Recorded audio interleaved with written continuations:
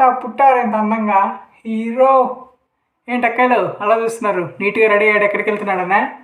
తిరుమల. తిరుమలకి వెళ్ళిపోతాను, 7 కొంటలు ఎక్కేస్తాను, దేవుణ్ణి చూసేస్తాను, వరాలను అడిగేస్తాను. గోవిందా గోవిందా. ఏంట్రీ మంచి విషయాలు ఉన్నావు. 3000 మెట్లు అంటే 7 కొండలు ఎక్కాలి. ఎక్కగలవా? ఎవరితో మాట్లాడుతున్నా తెలిసే మాట్లాడుతున్నావా? పీడి శర్మ తమ్ముడు ఇక్కడ. ఇలా ఎక్కేస్తా. ఎలా? ఇలా. గైస్, పీడి శర్మ అంటే కంగారు పడకండి, మౌంట్ ఎవరెస్ట్ని ఫాస్ట్గా ఎక్కిన పర్సన్. మెట్లు ఎక్కేటప్పుడు గోవింద నామం చదువుకుంటూ ఎక్కాలి. అవసరంలా, మైక్లో వాళ్ళు చెప్తున్నారు.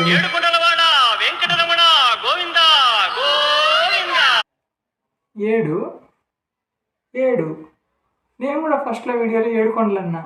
అసలు ఇవేంటివి? అమ్మని అడుగుదాం. MUMMY మమ్మీ, 7 కొండలు అంటే ఏంటో చెప్పవా?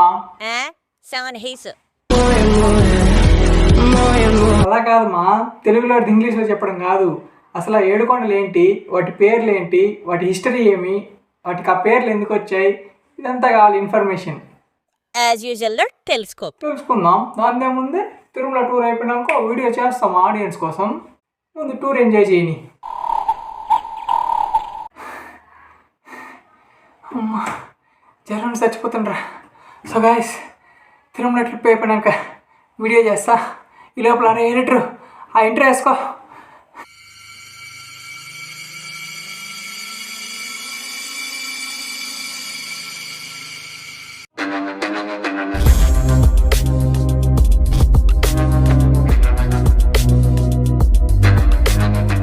Hello guys, welcome back to our channel. నేను మీ ధనుష్. తిరుమల ట్రిప్ వెళ్ళి రావడం జరిగింది. ట్రిప్ అయితే మామూలు లేదు అసలు. సరే, అదంతా పక్కన పెడితే జనరల్గా తిరుమలని 7 కొండలు అండ్ వెంకటేశ్వర స్వామిని 7 కొండలవాడ గోవింద, సప్తగిరీశ గోవింద ఇలా అంటుంటారు అనమాట. యాక్చువల్లీ ఆ 7 కొండలు ఏంటి, వాటి పేర్లు ఏంటి, అండ్ వాటికి ఆ పేర్లు ఎందుకు వచ్చాయి, వాటి హిస్టరీ ఏంటి, ఇదంతా తెలుసుకోవడమే ఈ వీడియోలో మన కంటెంట్. యాక్చువల్గా చెప్పాలంటే తిరుమల గురించి చాలా అంటే చాలా మ్యాటర్ ఉంది. అండ్ ఆ చాలా మ్యాటర్ని చాలా మంది వీడియోస్ చేసి పెట్టారు యూట్యూబ్లో. బట్ ఈ ఇన్ఫర్మేషన్, అదే ఈ 7 కొండల గురించి, వాటి హిస్టరీ గురించి అతి తక్కువ మంది చేశారు. అండ్ ఆ అతి తక్కువ మందిలో నేను ఒక నవ్వుతున్నా అని నా ఫీలింగ్. సో ఇంకా లేట్ చేయకుండా let's dive to our video.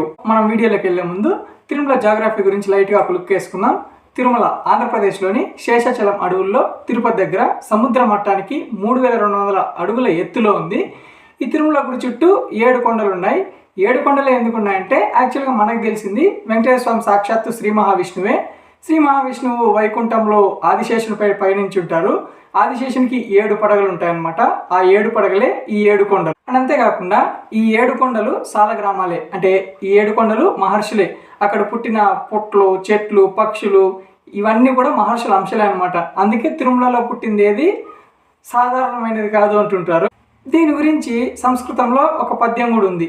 Anjanadri వృషాద్రిశ్చ Seshadri గరుడాచలః తీర్థాద్రి శ్రీనివాసాద్రి Chintamani గిరిస్తద Vrishabhadri వరాహాద్రి జ్ఞానాద్రి కనకాచలః ఆనందాద్రిశ్చ Neeladri Sumeru శిఖరాచలః వైకుంఠాద్రి పుష్కరాద్రి ఇతి నామాని 20. ఈ 20 పేర్లు పఠించడం వల్ల సర్వపాపాల నుంచి బంధ విముక్తి కలుగుతారంట. అలా అని చెప్పి ఆయన పాపాలని చేసి మంత్రం చదవద్దండి. ఈ మంత్రం మీకు డిస్క్రిప్షన్లో ఇస్తాను. ఇప్పుడు ఆ 7 కొండల పేర్లు ఏంటి? ఫస్ట్ది శ్రీవారి వాహనమైన గరుత్మంతుడి పేరిట గరుడాద్రి. శ్రీ మహావిష్ణువు చేతిలో హతమైన వృషభాసురుడి పేరు మీద వృషభాద్రి. హనుమంతుని తల్లి అంజనాదేవి తపమాచరించిన కొండ అంజనాద్రి. కొండపైన తొలిసారి తలనీలాలు అర్పించిన భక్తురాలు నీలాంబరి పేరిట నీలాద్రి. ఆదిశేషుడి పేరిట శేషాద్రి. పాపాలను దహించే కొండగా వెంకటాద్రి. పుష్కరిణి తీర్థన తపస్సు చేసిన భక్తుడు నారాయణుడి పేరు మీద నారాయణాద్రి. ఇవి 7 కొండలు, వాటి పేర్లు. ఇప్పుడు ఆ 7 కొండల పేర్లు తెలుసుకున్నాం. సో ఇప్పుడు ఏంటంటే ఆ పేర్లు ఎలా వచ్చాయి, వాటి హిస్టరీ ఏంటి? యాక్చువల్గా చెప్పాలంటే హిస్టరీ చాలా ఉంది. మనం బ్రీఫ్గా తెలుసుకుందాం. మీకు ఇండెప్త్గా కావాలంటే మీ డిమాండ్స్ని బట్టి నా యాక్షన్స్ ఉంటాయి. So let's get started. ఫస్ట్ది గరుడాద్రి. శ్రీవారి వాహనమైన గరుత్మంతుడి పేరు మీద వచ్చిన కొండ ఈ గరుడాద్రి. అసలు దీనికి ఆ పేరు ఎలా వచ్చింది అంటే, ఈ కొండ ఎలా ఏర్పడిందంటే, గరుత్మంతుడు తన దాయాదులను చంపిన తర్వాత, దాయాదులు అంటే నాగలు, ఈ గరుత్మంతుడికి నాగలికి మధ్య రైవలరీ. నాకు తెలిసినంత వరకు ఏపీ స్టేట్ బోర్డులో 10th క్లాస్ వరకు చదివిన వాళ్ళకి బాగా తెలిసి ఉంటుంది అనుకుంటా. 8th క్లాస్లో తెలుగులో వచ్చింది అమ్మ కోసం అనే లెసన్. గుర్తున్న వాళ్ళు కమెంట్ చేయండి. అండ్ ఈ రైవల్రీ గురించి చెప్పాలంటే ఇంకో లాంగ్ వీడియోనే అవుతుంది, అది నెక్స్ట్ వీడియోలో చూసుకుందాం. ఇప్పుడు బ్రీఫ్గా తెలుసుకుందాం. సో గరుత్మంతుడు తన దాయాదులను చంపిన తర్వాత ఆ పాపాలు పోగొట్టుకోవడానికి శ్రీ మహావిష్ణువు గురించి తపస్సు చేయడానికి స్టార్ట్ చేశాడు. తపస్సుకు మెచ్చుకున్న శ్రీ మహావిష్ణువు ప్రత్యక్షమయ్యాడు. అది చూసిన గరుత్మంతుడు, ఓ దేవా, నన్ను మళ్ళీ వైకుంఠానికి రావడానికి అనుమతినివ్వండి అని కోరగా, అప్పుడు శ్రీ మహావిష్ణువు, గరుత్మంత, నేను ఈ 7 కొండలపైకి స్వయంగా వస్తాను, కావున నువ్వు ఇక్కడే కొండ రూపంలో ఉండు అని ఆజ్ఞాపించాడు. అప్పటి నుంచి ఆ కొండని గరుడాద్రి అని పిలుస్తున్నారు. నెక్స్ట్ సెకండ్ది వృషభాద్రి. ఈ వృషభాద్రి అనేది వృషభాసురుడు అనే అసురుడి పేరిట మీద వచ్చింది. ఈ వృషభాసురుడు శివునికి అమిత భక్తుడు, అంటే ఒక రావణాసురుడు టైప్ అన్నమాట. ఎంత విచిత్రంగా తపస్సు చేసేవాడు అంటే ప్రతిరోజు ఒక పువ్వుతో పాటు తన తలను సమర్పించేవాడు. అండ్ ఆ పరమశివుని దయతో ఆ కత్తిరించిన తల ప్రతిరోజు కర్మ తర్వాత మళ్ళీ వెళ్ళి వృషభాసురుడు మొండానికి తగులుకునేదన్నమాట. ఇది గమనించిన దేవతలు, ఇంకా మనం పట్టణ కాదు, మన వల్ల ఏది కాదు అని చెప్పి శ్రీ మహావిష్ణువు దగ్గరికి వెళ్ళి ప్రార్థించారు. అప్పుడు శ్రీ మహావిష్ణువు నరసింహావతారంలో వచ్చి ఈ వృషభాసురుడిని సంహరించాడు. వృషభాసురుడు చనిపోయే సమయంలో తాను నివసించి తపస్సు ఆచరించి మోక్షం పొందిన కొండను తన పేరు మీద పిలవమని అభ్యర్థించాడు. అప్పుడు దేవుడు దాన్ని అనుగ్రహించి ఆ కొండకి వృషభాద్రి అని పేరు పెట్టాడు. అండ్ నెక్స్ట్ మూడోది అంజనాద్రి. ఈ కొండ హనుమంతుని తల్లి అయిన అంజనీదేవి పేరిట మీదతో వచ్చింది. మనకందరికీ తెలిసిన కథ ఏంటంటే అంజనీదేవి వానరరాజు కేసరిని వివాహం చేసుకున్నారు. అండ్ వాళ్ళకి చాలా కాలం పిల్లలు లేరనమాట. సో పిల్లల కోసం అంజనీదేవి కొండ మీదకి వెళ్ళి శివుని గురించి ఘోర తపస్సు చేసింది. అండ్ శివుడు అనుగ్రహంతో వాయుదేవుడు వల్ల అంజనీదేవికి వానరరాజు కేసరికి హనుమంతుడు సంతానంగా కలుగుతాడనమాట. హనుమంతుడు సాక్షాత్తు శివుని అవతారం కాబట్టి ఈ అంజనీదేవి తపస్సు చేసిన ఆ కొండని బ్రహ్మదేవుడు అంజనాద్రిగా పేరు పెట్టాడు. నెక్స్ట్ ఈ ఉన్న 7 కొండలలో కల్లా ముఖ్యమైన కొండ శేషాద్రి. ఈ శేషాద్రి కొండకి ఆ పేరు సాక్షాత్తు శ్రీ మహావిష్ణువు పయనించే ఆదిశేషుడి పేరిటి మీద వచ్చింది. ఈ పేరు రావడానికి ఒక మినీ యుద్ధమే జరిగిందనమాట. అదేంటంటే ఒకరోజు మహావిష్ణువు లక్ష్మీదేవితో కలిసి ఆదిశేషుడి మీద పయనిస్తున్నాడు, అంటే రెస్ట్ తీసుకుంటున్నాడు. అదే టైంలో వాయుదేవుడు వచ్చాడనమాట విష్ణువుని కలవడానికి. అప్పుడు ఆదిశేషుడు వాయుదేవుడిని బయట నిలిపేశాడు, నువ్వు కాసేపు ఆగు, స్వామి దేవితో రెస్ట్ తీసుకుంటున్నాడు, నువ్వు ఇప్పుడు కలవకోని.